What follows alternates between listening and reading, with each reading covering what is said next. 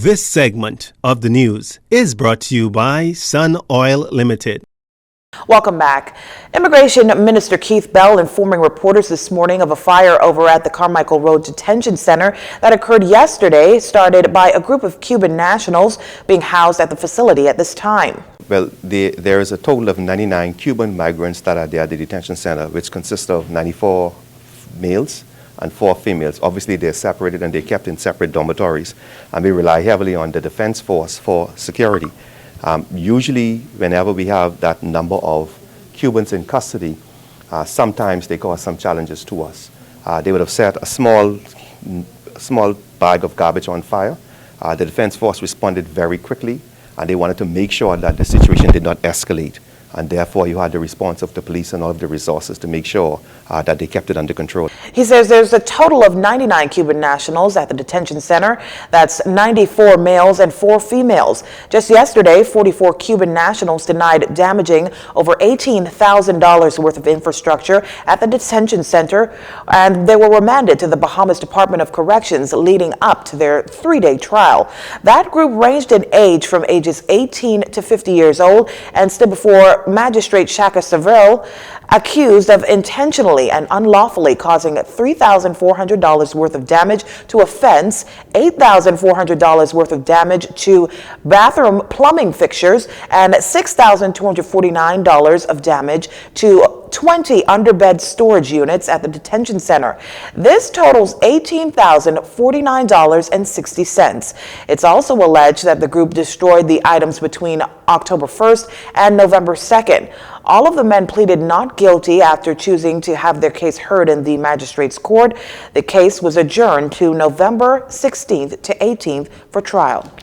20 individuals can now say they're proud Bahamians, this following a citizenship ceremony held this morning. Our Laurencia Smith has more. 20 individuals took the oath and were sworn in as Bahamian citizens on Thursday morning during a naturalized ceremony. 22-year-old Jcn Tv, who denounced her Haitian nationality, could not contain her excitement. She told reporters that it is the start of a new journey for her. It was hard not having a job, not having an income. I had to find a trade, basically. I had to become a nail tech, a lash tech, and that's not truly what I wanted to be. I want to be a pilot.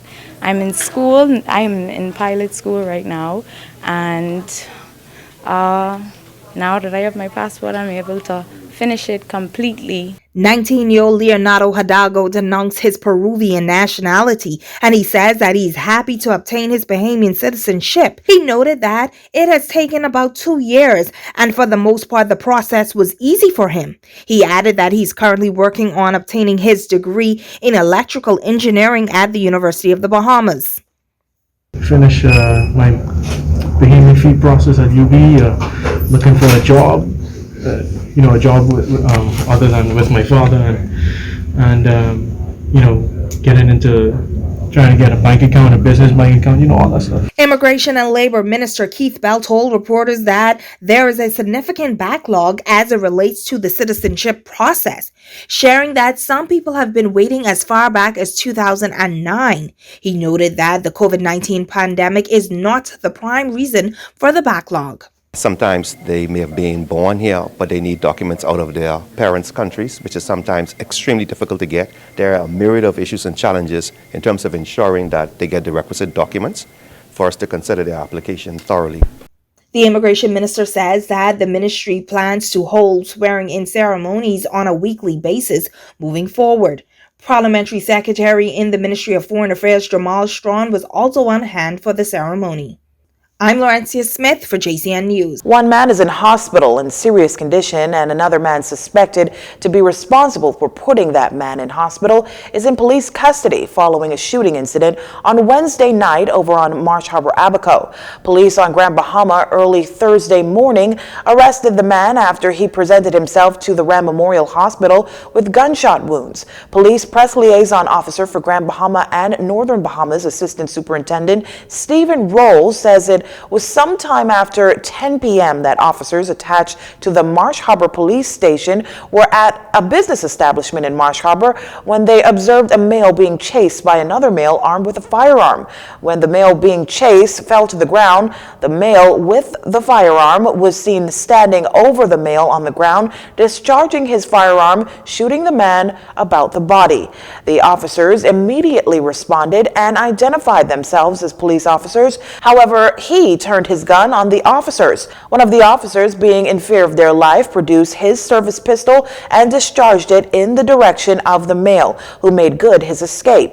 The victim, with serious injuries and likely to be fatal, according to ASP Roll, was transported to New Providence to seek further medical attention. Sometime before 6 a.m. Thursday, Grand Bahama police were notified of the gunshot victim at the Ram Memorial Hospital. The man told police he was shot while in 8 Mile Rock. However, officers conducted further investigations, which revealed that the victim is the suspect for the shooting incident that took place in Marsh Harbor, Abaco. The male was later released from hospital and subsequently arrested. You're watching JCN News. Stay with us. This segment of the news has been brought to you by Sun Oil Limited.